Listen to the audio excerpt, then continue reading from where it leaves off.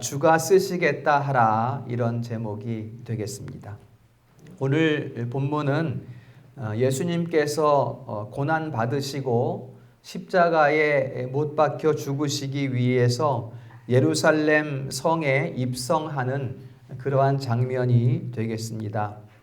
그 길가에서 무리들이 나귀 위에 안장에 자기들의 겉옷을 깔고, 또 어떤 무리들은 땅바닥에 자기 옷을 깔고, 또 종려나무 가지를 꺾어서 흔들면서 호산나 이렇게 찬송하던 그 날을 이제 우리가 기억하는 것이 바로 종려주일이라고 우리가 말을 하고 있습니다.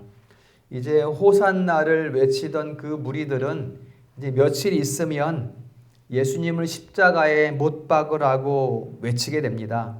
이제 사람의 모습이죠. 이런 것들이 나의 필요와 유익에 따라서 호산나 외치다가 이 사람 별거 아니네 이렇게 생각되면 십자가에 못 박으시오 이렇게 외치는, 이것이 이제 군중들의 모습입니다. 그래서 자기들의 왕이라고 호산나 하던 그 무리들이 예수님께 침을 뱉고 조롱하고 뺨을 때리고 가시관을 씌워서 십자가에 못 박히는, 이제 이런 무리로 돌변을 하게 됩니다. 이로써 이제 예수님께서 구약에 예언된 말씀을 그대로 이루시면서 십자가에서 죽게 되십니다. 그래서 종려주일로 시작되는 이 주간을 우리가 고난주간 이렇게 말을 합니다. 예수님께서 고난 받으시는 주간이기 때문에.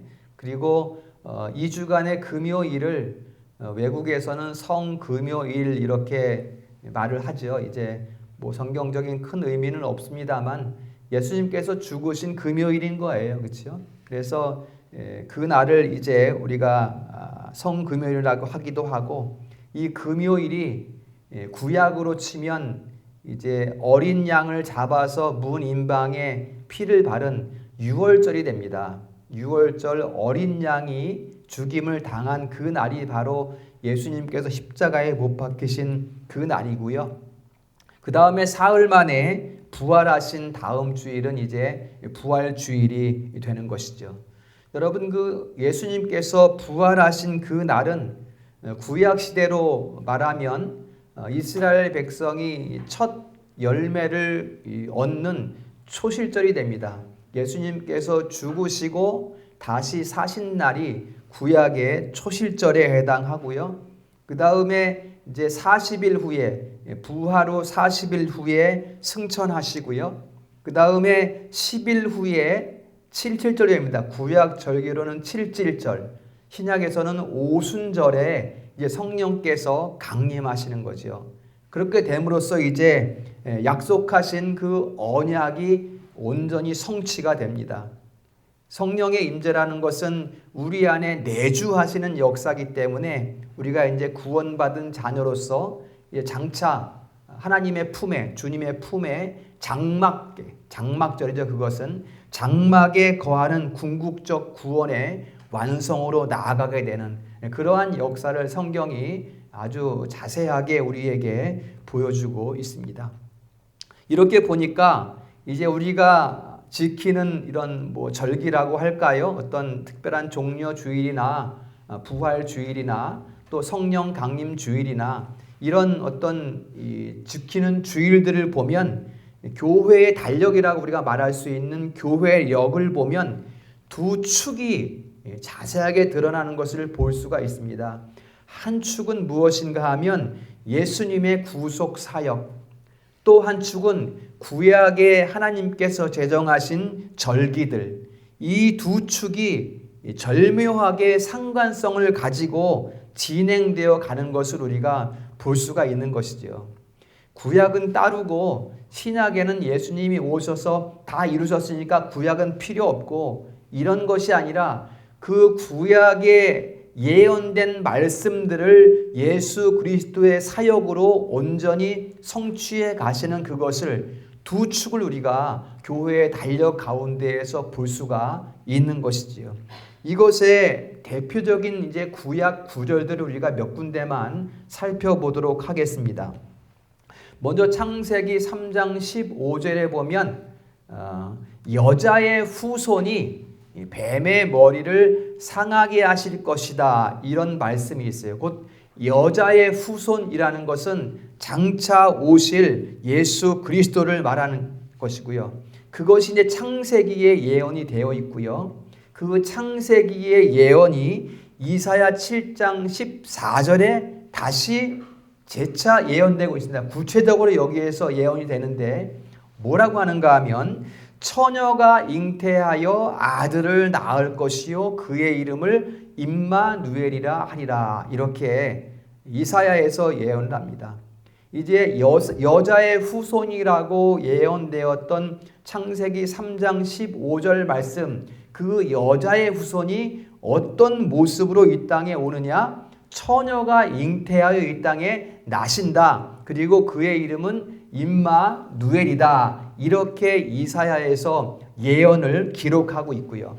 그 다음에 이사야 11장과 예레미야 23장에는 그 처녀가 잉태하여 낳을 그 여자의 후손이 다윗의 후손으로 난다, 이렇게 또 정확하게 예언하고 있는 것을 우리가 볼 수가 있습니다.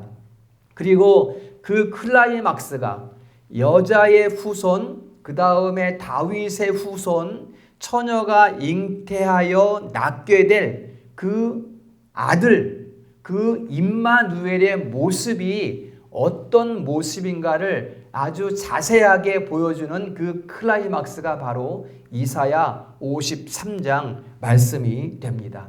자, 이거 지금 잘 보세요. 이사야 53장 이 말씀이 바로 창세기에 예언된 여자의 후손의 모습입니다. 바로 이사야, 예레미야에 예언된 다윗의 후손의 모습이 바로 이거예요. 여기에 보면 그분이 오셔서 죽으실 것이 예언되어 있어요. 어떻게 죽으실 것인가 자세하게 예언되어 있습니다. 왜 죽으십니까? 우리의 질고를 지고 죽으신다 그래요. 그죠? 우리의 죄악 때문에, 우리의 화평을 위해서, 우리의 나음을 위해서 그분이 죽으신다, 이렇게 되어 있습니다. 그러니까는 그 죽으심의 의미가 무엇인가 하면 우리를 살리시기 위한 죽음이라는 거예요. 그분이 여자의 후손이 오시는데, 그분이 오셔서 죽으시는데 이 죽음의 모습을 보면 비참한 죽음 아니겠습니까? 그런데 왜 이렇게 비참한 죽음을 맞이하시냐? 우리를 살리기 위해서 이러한 죽음을 죽으신다, 이렇게 말씀하고 있고요. 근데 마지막에 보면 우리는 그런데 그 뜻을 알지 못하고 그렇게 죽으시는 그분을 범죄자 중 하나로 여겼다, 사람들은. 이렇게 또 이야기를 하고 있어요. 그러니까는 그분이 오시는데 모르는 거예요, 사람들이. 이분이 메시아인지 하나님의 아들인지 모르는 거예요. 그러나 그분은 오셔서 이루신다라는 것을 정확히 구약에서 예언을 하고 있는 것을 볼 수가 있습니다. 그러니까 여러분, 지금 제가 말씀드린 것은 무엇인가 하면 이처럼 구약의 모든 말씀은 전체적으로 그리스도를 예표하는 말씀으로 이루어져 있고, 구약의 전체적인 말씀들은 그 그리스도를 바라보는 말씀으로 되어 있다는 것을 말씀을 드리는 것입니다. 그리고 오늘 마태복음에서 그 구약의 말씀들을 오신 분이 성취하시는 그 과정을 우리가 지금 목도하고 있는 그러한 구절이 되겠습니다. 이처럼 예수님께서는 이 땅에 대속의 제물, 누구를 대속하는 제물이에요? 우리를 대속하는 제물이 되시기 위해서 이 땅에 오신 거예요. 그래서 우리가 하나님께 버림받아야 될 것을 예수님께서 버림받으시고, 또 아버지 하나님의 뜻을 이루시기 위해서 사람에게도 버림받으시고, 우리에게도 버림받으시고, 하나님에게도 버림받으시고, 이 일을 이루시기 위해서 그리스도, 하나님의 아들, 제2위 성자 하나님께서 이 땅에 오셨다, 이렇게 성경은 기록하고 말씀하고 성취하는 것을 우리에게 보여주고 있습니다. 그럼에도 불구하고 이사야 53장 6절에 보면 우리는 다 양 같아서 그릇 행하여 각기 제 길로 갔거늘 이렇게 말해요. 그 제2위 성자 하나님 메시아 그리스도께서 이 땅에 오셔서 우리를 위한 사역을 다 이루심에도 불구하고 우리는 여전히 양 같아서 각기 제 길로 갔다 이렇게 말해요. 그러면 제 길로 갔으니까 아이고 너희는 안 되겠다 이렇게 하시는가? 그렇지 않고요. 그러한 우리의 허물을 아버지께서 하나님께서 모두 다 그에게 담당시키셨도다 이렇게 말씀하고 있습니다. 현재형입니다. 여러분 현재형. 오늘 우리가 예수 그리스도를 배반하고 예수 그리스도를 범죄자 중에 하나로 칭하는 그러한 우리의 허물까지 다 아버지 하나님께서는 아들에게 담당시키셨도다 이렇게 말씀하고 있는 거예요. 여러분 우리는 지난 한 주간도 양과 같이 살았어요. 내가 옳다 하는 생각을 밀어붙이면서 다른 것들은 생각하지 않고 내가 옳다고 주장하는 바에 음성을 높이면서 이곳저곳에 내 생각을 내밀면서 내가 옳다 하는 길로 갔다라는 것입니다. 그렇지 않습니까, 여러분? 우리가 온전히 하나님을 믿는 자녀로서 그리스도인으로서 온전히 100% 의탁하는 삶을 살아가고 있습니까? 살고자 하나 우리의 실상은 되지 않는 것이 우리의 모습이에요. 오늘의 삶이 그렇고 어제의 삶이 그렇고 내일의 삶이 또 그럴 거예요. 그러나 그 허물들을 아버지 하나님께서는 어떻게 하셨다? 그 아들에게 다 담당시키셨다. 이렇게 말씀하고 있는 것입니다. 이것이 예수님의 대속사역의 핵심이에요. 우리의 원죄의 모든 죄를 제하실 뿐만 아니라 우리의 삶 가운데 날마다 나타나고 있는 그 허물을 예수께서 다 지시고 십자가에 죽으심, 이게 예수님의 대속의 핵심이 되시고요. 이것이 예수님께서 이 땅에 오신 이유가 되십니다. 요한복음 17장 4절 말씀 다 같이 읽어봅니다. 시작. 아버지께서 내게 하라고 주신 일을 내가 이루어 아버지를 이 세상에서 영화롭게 하였사오니. 아멘. 이게 예수님의 일인 거예요. 이 일을 위해서 오신 거예요, 여러분. 여러분, 우리가 참 성도이기 때문에 우리는 분명히 이 의식을 가지고 있어야 됩니다. 예수님께서 자기 어떤 능력을 나타내거나 자기 모습을 보이기 위해서 오신 것이 아니라 아버지 하나님께서 하라고 하신 일을 이루시기 위해서, 그 일을 이루심으로 아버지께 영광 돌리시기 위해서 이 땅에 오셨다라는 것을 말씀하고 있는 거예요. 여러분, 이게 예수님께서 이제 내일이면 십자가에 못 박히실 건데 그 전날 밤에 기도드린 모습이에요. 이게 기도한 거예요. 내가 아버지 하나님을 영화롭게 하나이다. 어떻게? 그 예언된 그 일을 성취하는 죽음의 길을 감으로써 아버지를 영화롭게 하나이다. 이렇게 기도하고 있는 거예요. 이것이 이제 우리의 삶의 의식이 되어야 하는 것이죠. 신자의 삶은 이래야 되는 거예요, 여러분. 우리가 그렇다고 예수님하고 똑같이 살라는 이야기가 아니고, 우리가 어떻게 신이신데 영원하신 신성이신 예수님과 똑같은 삶을 살 수가 있겠습니까? 그러나 이러한 의식을 가짐으로써 우리가 그분을 바라보며 살 수 있다는 거예요. 예수님을 바라보며 살지 않으면은 우리 삶은 망가지게 되어 있는 거예요. 그래서 이런 말씀을 드리는 거예요. 이 의식을 가지라. 나의 원대로 마옵시고 아버지의 원대로 하옵소서라고 말씀하신 예수 그리스도의 그 겟세마네 간절한 기도, 그 기도가 우리 성도의 삶의 기준이 될 수 있기를 축원합니다. 내가 주어가 되는 삶을 살아서는 안 된다는 거예요. 내 인생에 내 이름을 쓰는 삶이 되어서는 안 된다는 거예요. 왜냐하면 그분의 대속 사역으로 말미암아 하나님의 영원한 자녀가 된 우리의 신분이기 때문에 내 인생의 주어가 내 이름이 되어서야 되겠는가라는 것을 말씀을 드리는 거예요. 내가 어떠한 큰 일을 이루어서 성공했다, 나를 위한 내 삶이 되어서는 안 된다라는 것을 말씀을 드리는 거예요. 그러면 어떤 삶을 살라는 거예요? 지금 내가 행하는 일, 나의 인생에 하나님이 주어가 되시기를 축원합니다.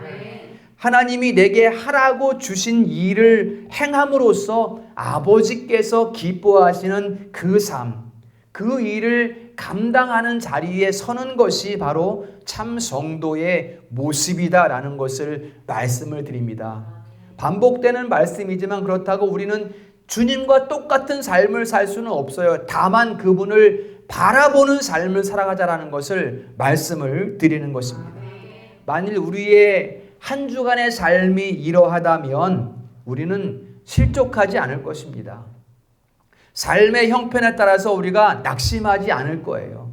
왜냐하면 지금 내 삶을 주관하시고 이끌어 가시는 분이 하나님이시기 때문에 그분을 의탁하고 그분을 의뢰하는 삶이라면 우리가 실족하거나 절망할 것이 없는 거죠. 그분이 내 삶을 이끌어가고 계시니까. 이것이 우리 성도들의 하루의 삶, 한 주간의 삶, 평생의 생애가 될 수 있기를 주님의 이름으로 축원합니다. 두 번째로 오늘 예수님께서 예루살렘에 들어가실 때 나귀를 구하십니다. 나귀. 두 제자를 보내시면서 주가 쓰시겠다 하라. 누가 무슨 일을 하거든 주가 쓰시겠다 하라. 그러면 보내줄 것이다. 이렇게 말씀을 하십니다. 마가복음이나 누가복음이나 요한복음에도 똑같이 이 말씀이 나타나는데 조금씩 관점은 다르지만 분명하고 확실한 것은 무엇인가 하면 예수님께서 나귀를 타셨다라는 거예요. 나귀를 타셨다. 그것도 새끼 나귀. 마가복음에 보면 이것이 아무도 한 번도 타보지 않은 새끼 나귀다 이렇게 말을 해요. 이것이 왜 확실하게 이렇게 되어야 하는가 하면 오늘 이 21장 5절에도 나타나지만 스가랴 9장 9절 말씀의 성취를 위한 것입니다. 시온에 따라 내 왕이 내게 임하시나니 그는 겸손하여 나귀를 타시는데 곧 나귀 새끼니라. 이렇게 스가랴 9장 9절 말씀이 있거든요. 그 말씀을 그대로 지금 예수님께서 오셔서 이루시는 그 모습을 볼 수가 있습니다. 여러분, 개선 장군이라는 말이 있죠. 전쟁에 승리한 장군은 이렇게 건강한 이렇게 솔깃이 막 확확 날개가 나온 이런 날개를 타고 성에 입성하거든요. 그렇게 생각한다면 지금 예루살렘 성에 입성하는 예수님의 모습은 전쟁에 승리한 왕의 모습은 아닙니다. 그렇죠? 잘 훈련된 말을 탄 것도 아니고 새끼 나귀를 타고 가기 때문에 이 나귀는 훈련받은 나귀도 아니고 아까 말씀드린 것처럼 새끼 나귀예요. 새끼 나귀. 작은 나귀를 타고 지금 예수님께서 예루살렘 성에 입성하고 계시는 거예요. 사람들이 생각하기에는 제자들마저도 그렇게 생각했어요. 우리의 왕이 다윗의 후손인 왕이 성에 들어가면 뭔가 큰 일이 일어날 것이다. 그러니까 우리의 왕은 아주 건강한 말을 위압감을 줄 수 있는 건강한 말을 타고 성에 입성하겠지라고 생각을 했지만 주님은 참으로 힘없고 보잘것없는 작은 나귀를 타고 지금 들어가고 있어요, 여러분. 그 나귀를 타고 들어가셔서 공의를 이루시고 의를 이루시는 사역을 감당하게 되시는 거예요. 이게 여러분 어떤 모습을 보여주는 거예요? 겸손입니다. 겸손. 예수님의 생애는 겸손이었어요. 주님은 결코 자기를 드러내지 않았어요. 오직 하나님께서 맡겨주신 그 일을 감당하는데 삶이 있는 것이지, 주님의 삶이 있는 것이지, 결코 주님은 자기의 모습을 드러내지 않으셨습니다. 그렇기 때문에 말구유에 나셨고, 그렇기 때문에 세리의 친구가 되고 창기의 친구가 되셨어요. 그것이 이제 빌립보서 2장 6절에서 8절 말씀이 그 모습이에요. 바로 이 모습입니다. 이 모습으로 이 땅에 오시는 거예요. 근본 하나님의 본체시나 그 본체됨을 원치 않으시고 사람의 모양으로 낮아지셔서 십자가에 죽으시기 위한 그 인생의 삶의 모습, 그게 예수님의 모습입니다. 자, 그러니 예수님께서 이런 모습이니 예수님께서 타신 나귀의 모습은 어떨까요? 나귀도 이러한 겸손을 그대로 보여주고 있습니다. 우리가 이 나귀, 새끼 나귀의 자리에 우리가 서야 합니다, 여러분. 예수님께서 그러한 삶을 살아가신 것처럼 그러한 생애 자체가 겸손의 모습으로 말구유에 나시고 약자들의 친구가 되신 것처럼 우리의 삶이 이 새끼 나귀의 자리에 서야 한다라는 것입니다. 한 번도 타보지 않은 이 새끼 나귀는 아무것도 할 줄 몰라요. 오직 주인께 전적으로 의지하는 그런 모습이에요. 주인이 인도하는 대로 가라고 하는 곳으로 나아가는 그런 나귀예요. 자기가 평소에 가지고 있는 버릇이 없어요. 이 나귀는 그냥 주인이 이끄는 대로 가는 그 나귀를 주께서 쓰셨다. 이것을 우리가 깊이 여러분 상고할 필요가 있습니다. 예수께서 쓰시는 사람은, 예수께서 쓰시겠다라고 하는 사람은 세상에서 잘 훈련받은 사람이 아니에요. 세상에서 인정받는 사람이 아니에요. 그럼 어떤 사람이에요? 주님, 나는 갈 길을 모릅니다. 나는 어린아이와 같습니다라고 주 앞에 아뢰고 나를 도우소서라고 기도하는, 내가 힘이 없고 연약하여 감당할 수 없습니다라고 주 앞에 고백하는, 의탁하는 그 사람을 주께서 쓰시겠다라고 말씀하는 것입니다. 바로 그것을 나귀의 모습으로 우리에게 오늘 보여주고 있습니다.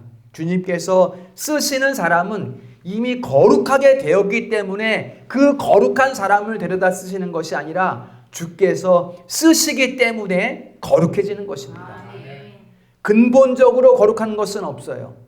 근본적으로 신령한 피조물은 없어요. 주께서 쓰시니까 거룩한 것이고 주께서 쓰시니까 신령한 사람이 되는 것입니다.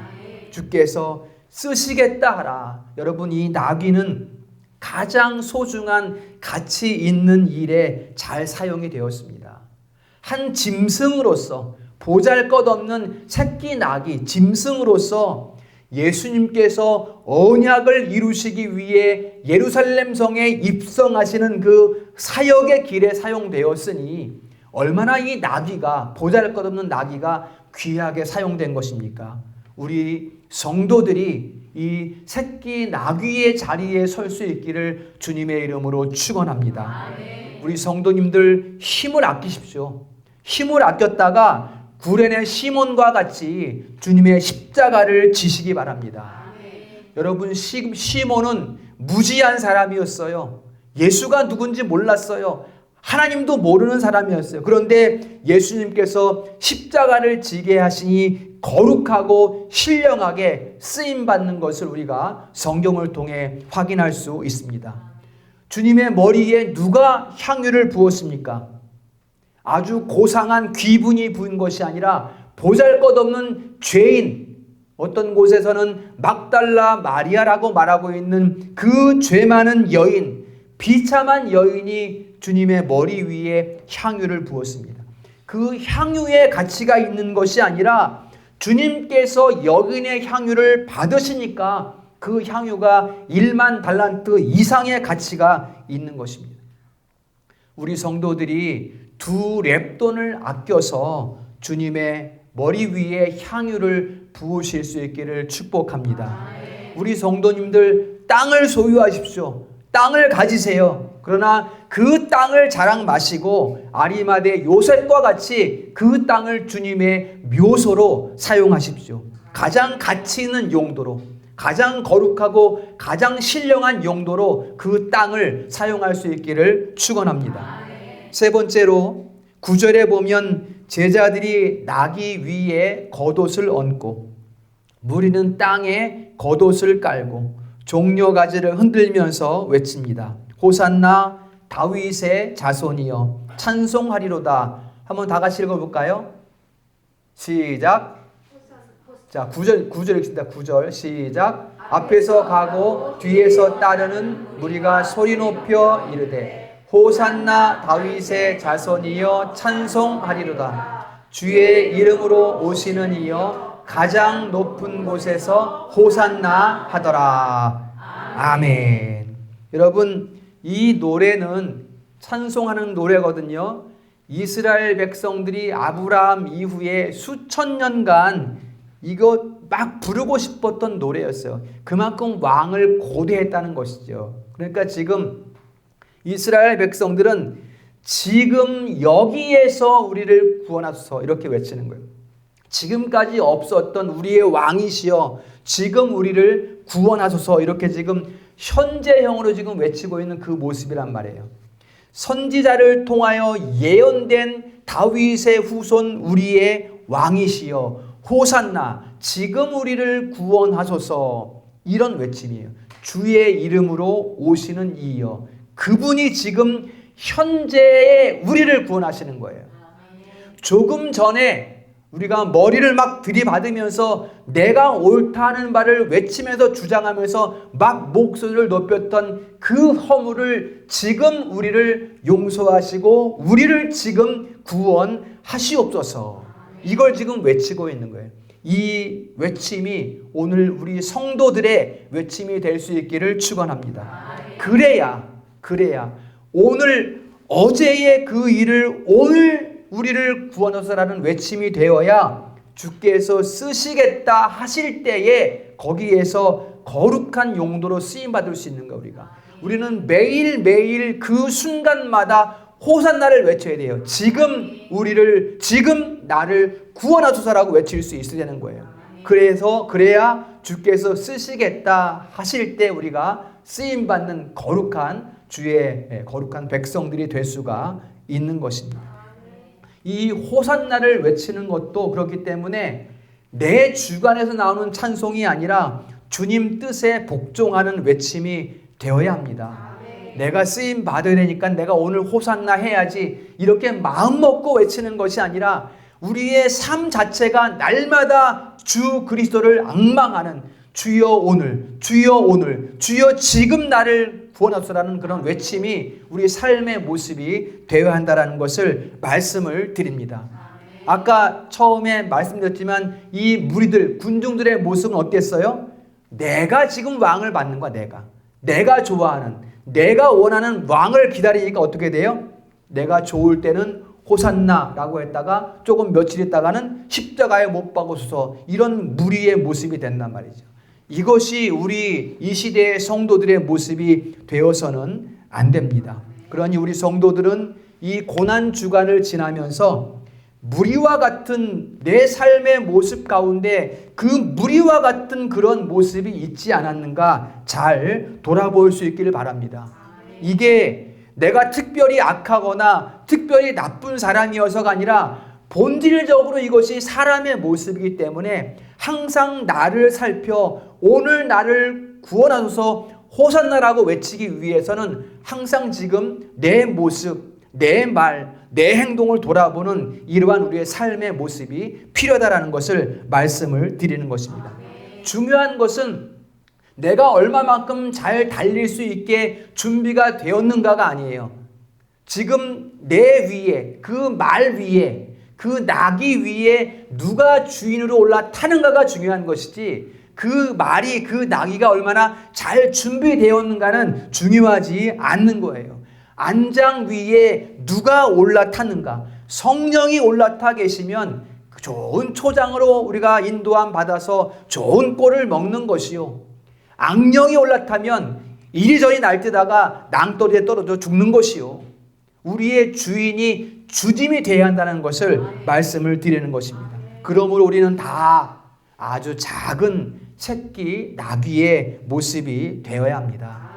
나귀는 달릴 줄 몰라요. 갈 바를 알지 못해요. 그러니 11절에 갈릴리 나사렛에서 온 그 선지자 그 예수께서 우리의 주인이 되어야 합니다. 예수께서 주인된 삶을 살아가시기를 소망합니다. 오늘 말씀을 통해서 주께서 쓰시는 자리에, 쓰시고자 하는 그 자리에 서는 이 시대의 참 성도가 우리 교회, 우리 성도들 될 수 있기를 주님의 이름으로 축원합니다. 거룩하신